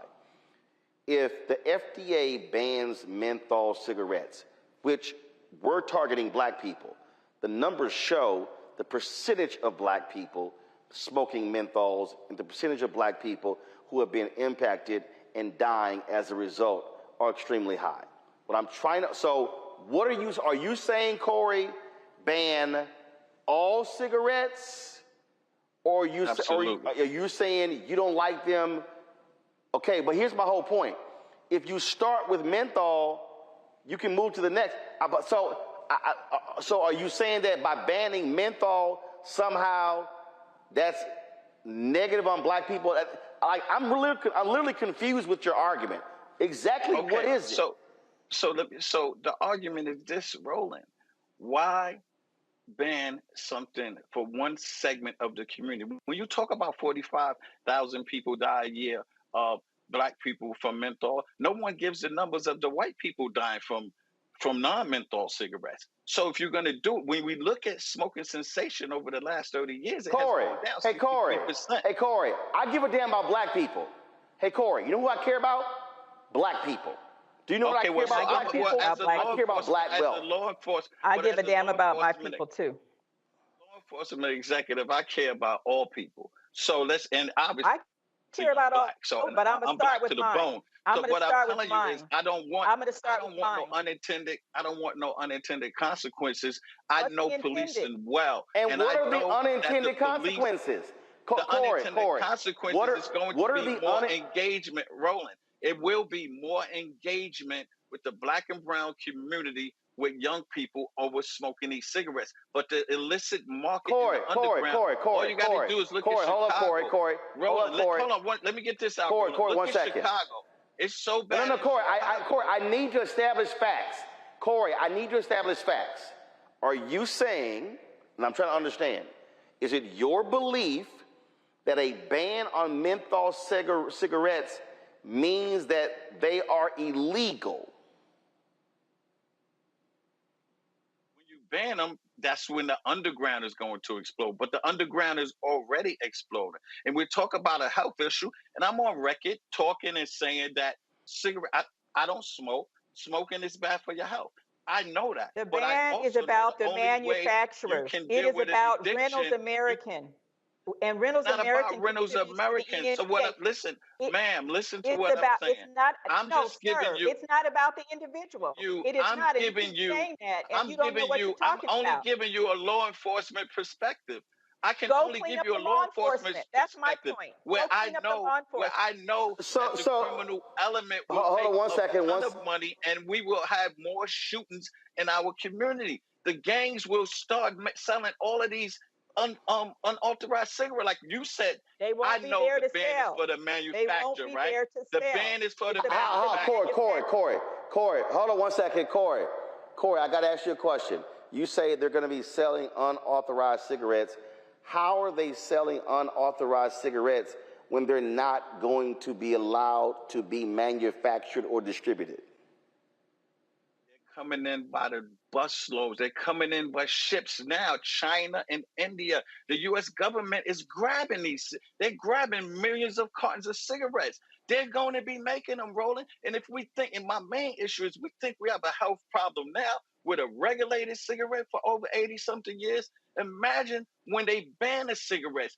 Everybody's going to be making cigarettes. They're going to have fentanyl and everything in the cigarette. It's just like alcohol. Oh, wow. Roland, it's just like prohibition. Oh, wow. Prohibition didn't work. Wow. They all went and started making illegal moonshine, right? It's going to be the same thing with the cigarette. All right. We already seen this movie before. Don't be bamboozled by saying 45,000 Don't be black people bamboozled died by a year. an industry that doesn't want to let go of the one second, Corey. Carol. Well, one second, Corey. Carol. Carol, let me ask you this question. When Big Tobacco was sued and states were winning, and we begin to see a curtailing of advertising and things along those lines, did we not see a dramatic drop of smoking rates in this country? We have seen a dramatic drop, but there has always been a disparity. And so there was no bigger demonstration of the disparities when we had COVID. It just magnified the disparities. And so our position, along with Delta Sigma Theta Sorority Incorporated, the National Association for the Advancement of Colored People, 100 Black Men, Make It Count, the NMA, Black Center for Health Equity, all of these groups have studied this issue. And we all agree that these products need to come off the market. Now, to my officer's point, the policy is one piece, but there needs to be cessation. There needs to be health equity. There needs to be reparations from the tobacco industry to our community. And so this brother, he wants to defend Marilyn Monroe and John Wayne, God bless him. I'm concerned about my brother on the corner who in our community has been seeded with addiction for decades and decades. And I'd like to ask your position. Do you feel that the tobacco industry? Do you feel that the tobacco industry owes us reparations? Don't put words in my mouth. I never defended John Wayne and Marilyn Monroe, but you guys keep saying they targeted the black community. They targeted all. Tobacco wasn't going to get rich just in the black community. Everybody was smoking cigarettes. And everybody, Bing Crosby, Corey,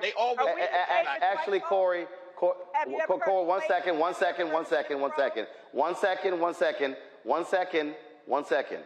Corey, again, I deal with facts. It is established that the tobacco industry specifically targeted African Americans, sponsoring not just jazz festivals, sponsoring tables, sponsoring events. They literally had psychologists studying African Americans to figure out how to increase the sales. So what you're saying is wrong because there literally is empirical data to show that. Now, final point from both of you, and I'm still trying to go back to this basic point, Corey. You keep suggesting that if you ban menthol cigarettes, all of a sudden we're going to see a dramatic increase of killing of black people in the country. Well, if you don't ban menthol cigarettes, there's going to be an increased engagement in the black and brown community with the police. I know that for a fact because they're going to cigarettes. Illegal cigarettes will be the new drug, so they'll be selling cigarettes. If you could get a carton of cigarettes and you could make $700 and you only paid $100 for the cigarettes, why would you sell cocaine, crack, heroin, opioids? I'm telling you, that's what's going to happen. The mafia is going to get involved. All of the drug games, all of these low-level Bloods, Crips, Nietas, MS-13s.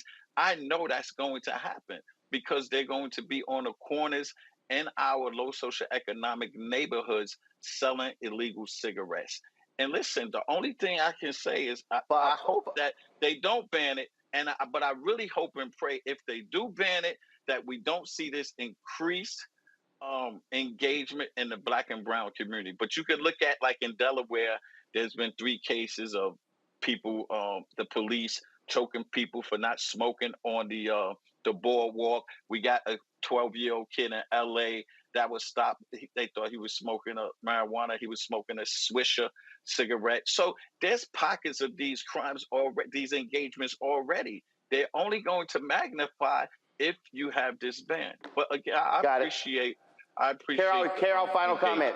Carol, no, one second. Carol, final comment. My final comment is that this is the beginning of a process. We're still fighting for our right to vote. and that there are African Americans who are leading this charge to get the tobacco industry out of our community.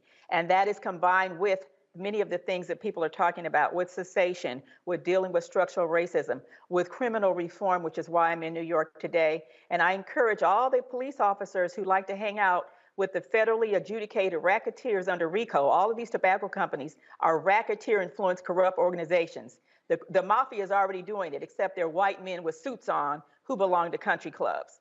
And so they get a free pass.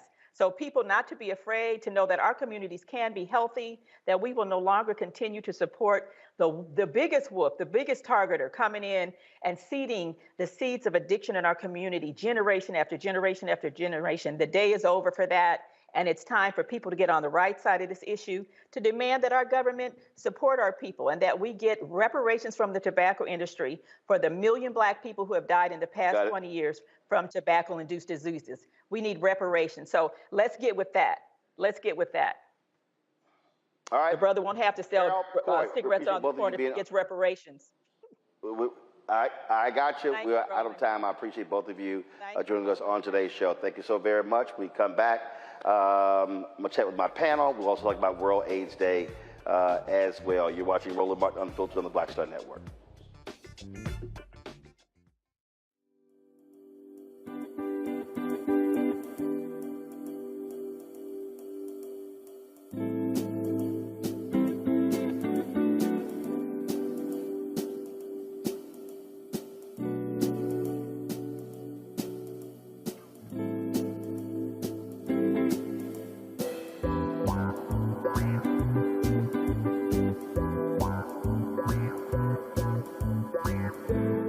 Talk about blackness and what happens in Black culture. We're about covering these things that matter to us, speaking to our issues and concerns. This is a genuine people-powered movement. There's a lot of stuff that we're not getting. You get it, and you spread the word. We wish to plead our own cause. Too long have others spoken for us. We cannot tell our own story if we can't pay for it. This is about covering us. Invest in Black-owned media. Your dollars matter. We don't have to keep asking them to cover our stuff. So please support us in what we do, folks. We want to hit 2,000 people, $50 this month, raise $100,000. We're behind 100,000, so we want to hit that. Y'all money makes this possible. Checks and money orders go to P.O. Box 57196, Washington, D.C. 20037-0196. The Cash App is $RM Unfiltered. PayPal is R Martin Unfiltered. Venmo is RM Unfiltered. Zelle is Roland@RolandSMartin.com. I am Tommy Davidson. I play Oscar on Proud Family, Louder and Prouder. Right now, I'm rolling with Roland Martin, unfiltered, uncut, unplugged, and undamn believable. You hear me?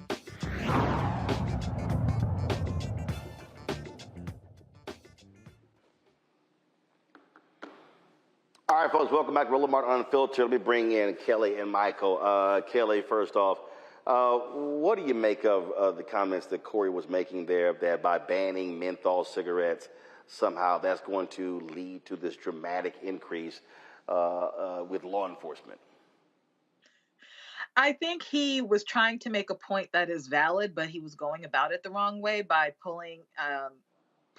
grasping at straws for a solid argument. But I do understand the notion of when something is all of a sudden illegal across the board, and it is known that mostly Black people have been partaking in that, then it is a pattern for police to target Black people and to, use their bias against Black people to, meet quotas, to, up arrests, et cetera, et cetera. So I understand his concern. Be that as it may, that doesn't mean that the cigarettes should be on the market, because they are deadly and there is no benefit to them being on market. So, should they get off market? I agree with that, but I also understand his concern about an increase in harassment towards Black people who, once upon a time, should this become illegal, at one point was doing something legal. I do understand his point in that regard. I just feel like he went about it the wrong way in your conversation. Michael. Yeah, Roland. So I've been following this for a couple of years, but that conversation there with the police officer was very, very confusing. I was following along, also trying to understand his logic here. We know that 80% of African Americans who smoke menthol cigarettes. Now, from my understanding in researching this for like the past year or so, this would ban the manufacturing of menthol cigarettes here in the U.S., but I haven't found anything saying it would ban the actual sale of menthol cigarettes. And then I haven't seen anything saying it would ban possession of menthol cigarettes, say an individual having menthol cigarettes. So I'm trying to follow the logic. And I think you had that sister on the show previously a few months ago, something like that, because I remember us having this conversation. I think maybe someone was sitting in for you.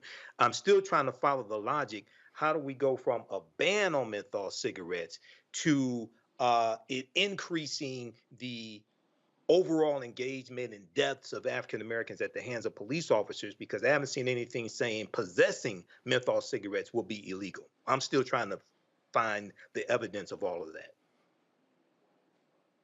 And that was precisely my point. And so that's why I was just sitting here and then trying to bring up Sandra Bland by saying, well, if she didn't have a cigarette, she that was a reach. Ticket, she would. That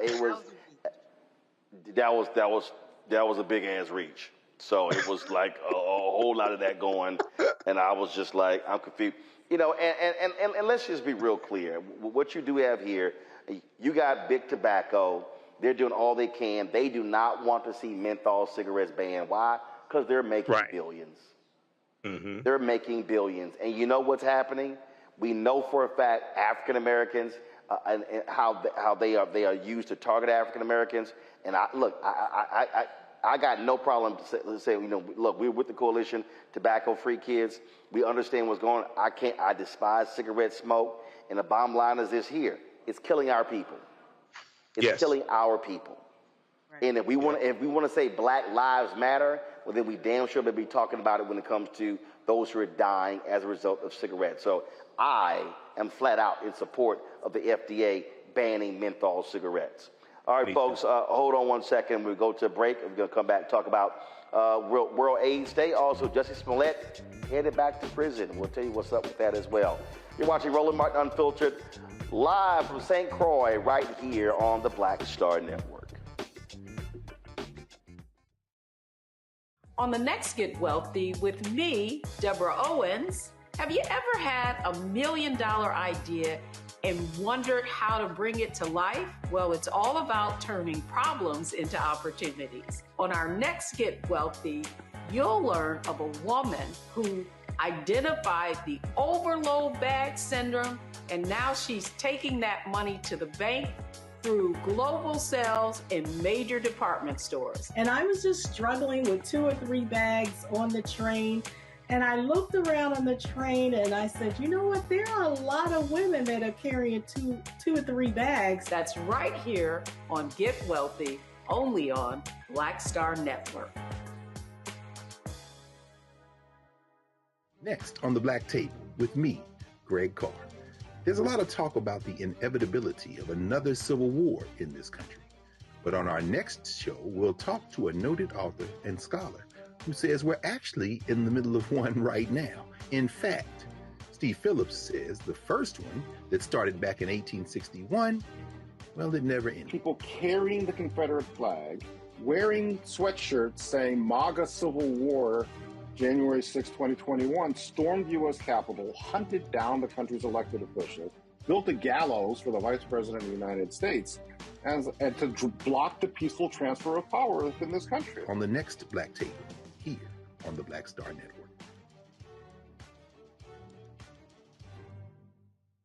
Farquhar, executive producer of Proud Family. Bruce Smith, creator and executive producer of The Proud Family, Louder and Prouder. And you're watching Roland Martin Unfiltered.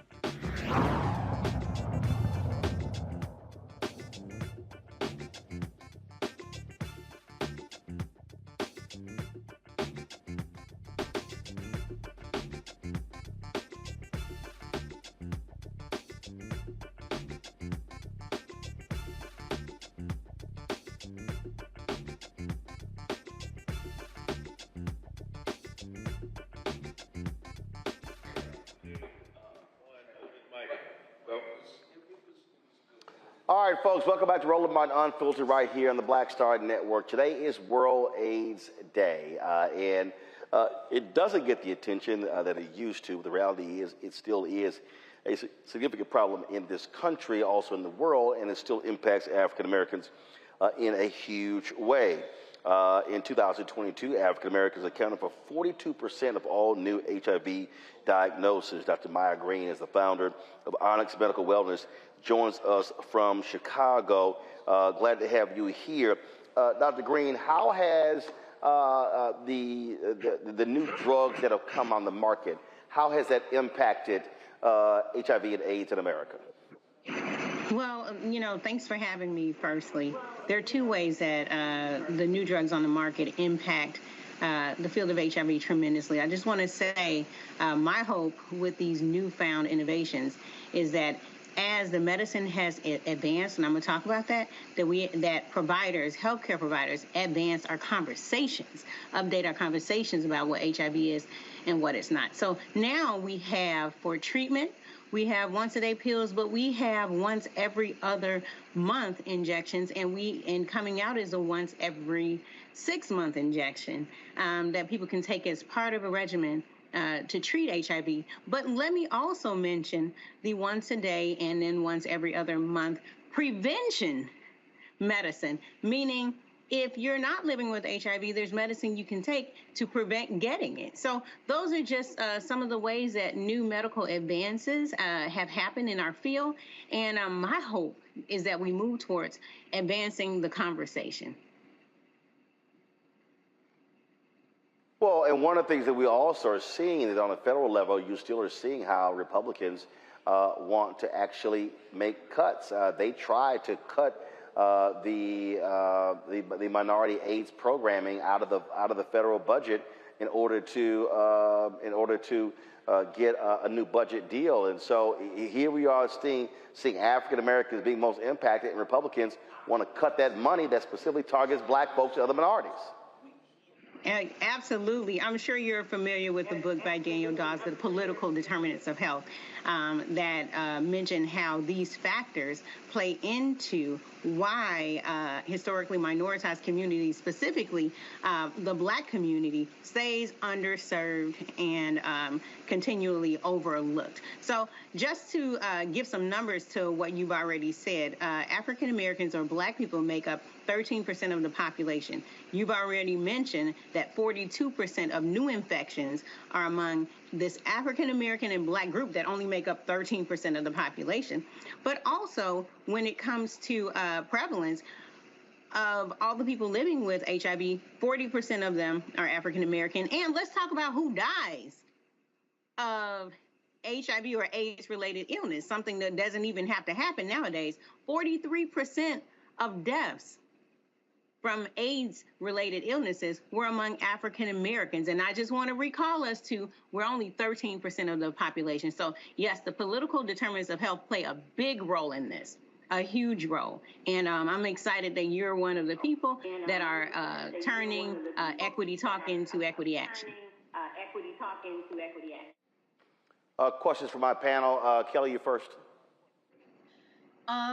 So my understanding is that under the Affordable Care Act or Obamacare, we must have access to PrEP under many health insurance providers, and yet and still we still have a barrier to those who need this medication, not because of legislation per se, but lack of clinics, lack of doctors who can administer it, things like that. Can you speak to that and the barriers outside of legislation and policy?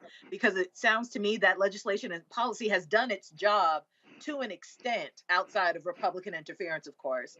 But when it comes to the now, legislation and policy for the most part has worked, but it's administrative stuff. It's frankly racial bias stuff and lack of access due to racial bias that is preventing access. So can you expound upon that? Yeah, the barriers, thank you for saying that. The barriers are on all levels, inter-community, interpersonal, community-wide, and federal, Thank you for mentioning PrEP, because, it pushes me to mention of all, when we look at who can benefit from PrEP, only 8% of Black Americans or African Americans that can benefit from PrEP are on it. When you look at overall population, 23% of people who can benefit from PrEP are on it. So there's another disparity. So you mentioned some of the things that I want to talk about, which is healthcare provider access, right? Those actually go into political determinants of health, but it go into stigma too. So there was a study published in the Journal of American Medical Association that showed when Black patients go to Black providers, they actually get better care. They're more likely to be prescribed PrEP and other things when the provider understands your community and the care comes from a culturally appropriate space. So yeah, there are all kinds of barriers. Stigma is on the rise. I'll just, mention stigma for 1 second for if this is the first time you've heard it. Stigma is when you believe a false narrative about someone, a community, or something, and it's so strong that you actually act on it, even though that narrative is not real, right? And I always say stigma is an infectious disease of the mind. It infects more people than HIV ever could, and it kills more people than HIV ever could.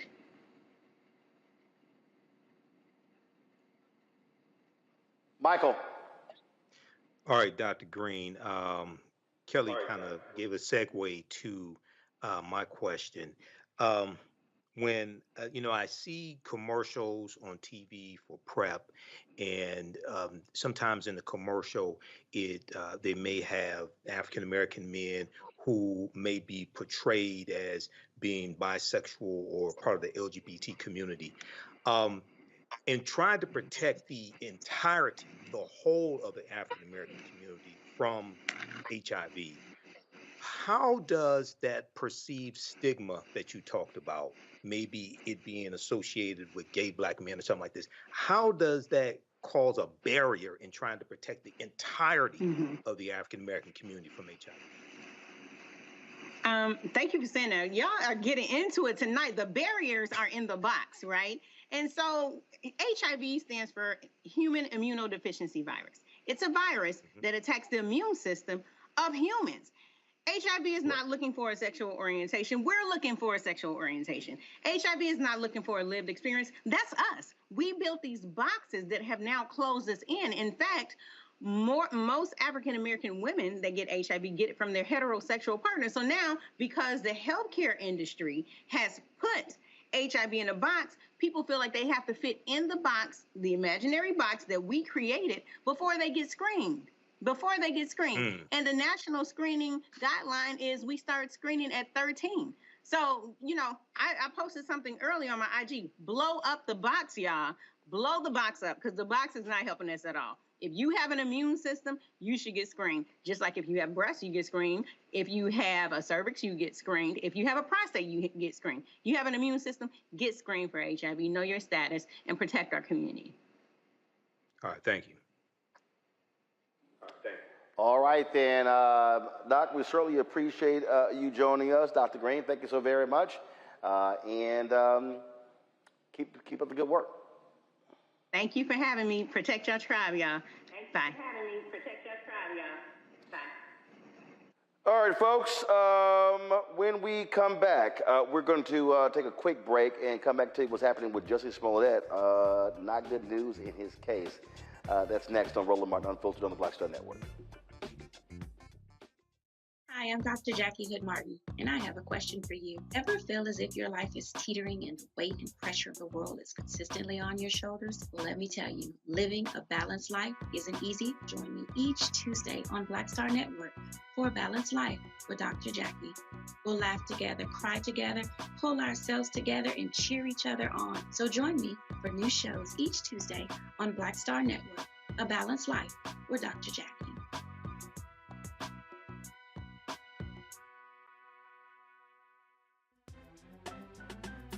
I'm Faraji Muhammad, live from LA. And this is The Culture. The Culture is a two-way conversation. You and me. We talk about the stories, politics, the good, the the bad, and the downright ugly. So join our community every day at 3 p.m. Eastern and let your voice be heard. Hey, we're all in this together, so let's talk about it and see what kind of trouble we can get into. It's The Culture, weekdays at 3, only on the Black Star Network.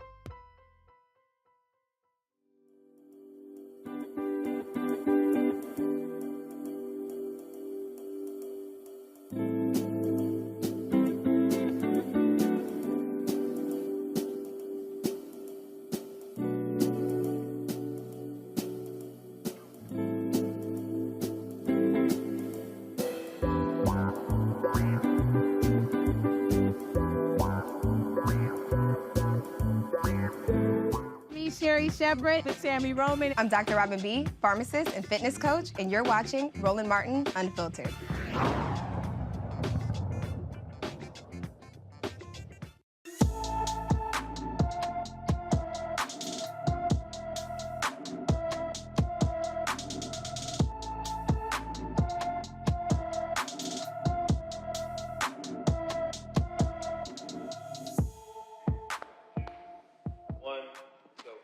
Josiah Vanover has been missing from Cranston, Rhode Island since November 3rd. The 16-year-old stands 4 feet 5 inches tall, weighs 110 pounds, with brown hair and brown eyes. Anyone with information about Josiah Vanover should call the Smithfield, Rhode Island Police Department at 401-231-2500, 401-231-2500. Folks, in Georgia, Fulton County Superior Court Judge Scott McAfee heard a series of motions from attorneys for Donald Trump and several of his co-defendants, including a motion to throw out the charges in the Georgia 2020 election case. Defense attorneys tried to poke holes in the case of DA Fonnie Willis. First of all, again, trying to keep these folks from being able to prosecute them. The hearing comes as prosecutors push for an August 2024 trial start date for Trump and the remaining 14 co-defendants. Tell you about that case out of the election out of Louisiana, where the black sheriff won by 1 vote, with the Louisiana Parish Sheriff election results be officially uncalled until a judge announces a ruling sometime next week. And there's already a recount. The brother won by 1 vote. Well, the Republican, the white Republican who lost, he still is not satisfied by that. He thinks that he beat Democrat Henry Whitehorn in the November 18th runoff. Nicholson challenged the election results, alleging a number of voting irregularities. Ad hoc Judge Joseph Bleich did not rule during a hearing today, and instead is taking the matter under advisement until noon Saturday to respond to the evidence presented in Thursday's hearing. He said he will rule after reviewing their submissions. An Illinois appeals court has upheld the conviction of Jussie Smollett that took place in 2021. A jury convicted the Empire Star for staging a racist, homophobic attack in 2019. Smollett's attorneys challenged the role of a special prosecutor, the jury selection, evidence, and other aspects of the case. He will now have to finish the 150-day sentence in jail. He spent just 6 days in jail while pending his appeal, which he just lost. Also, the first woman to serve on the United States Supreme Court has died. Republican President Ronald Reagan appointed Sandra Day O'Connor to the U.S. Supreme Court as the first woman ever. She was confirmed by a Senate vote of 99-0. She was a trailblazer for women in the law, educated generations about the rights and duties of citizenship, was a crucial figure in landmark Supreme Court cases involving abortion, affirmative action, as well as civil rights. She retired in 2006 to care for her husband, who was dying in 2018. She had been diagnosed with dementia. She was 93 years old. So that's the news there. Also, the inmate who attacked Derek Chauvin, the former cop who killed George Floyd, well, guess what? He's now facing attempted murder charges. Chauvin was stabbed 22 times. He has survived an attack, but again, that inmate is now going to be facing attempted murder charges. And I must say, Michael, you got people who are in prison who say, look, I ain't never getting out. So they said, I ain't got nothing to lose. Yeah, you know, it's going to be interesting to find out more details. I was reading the article from NBC News on this, and the person who allegedly stabbed him said that the reason why he did it on Black Friday was to be an alliance. It was in reference to Black Lives Matter. This is an article from the NBCnews.com on this. So, and on the other hand, now some people may say this is karma, and I don't mean a song by Taylor Swift either, but I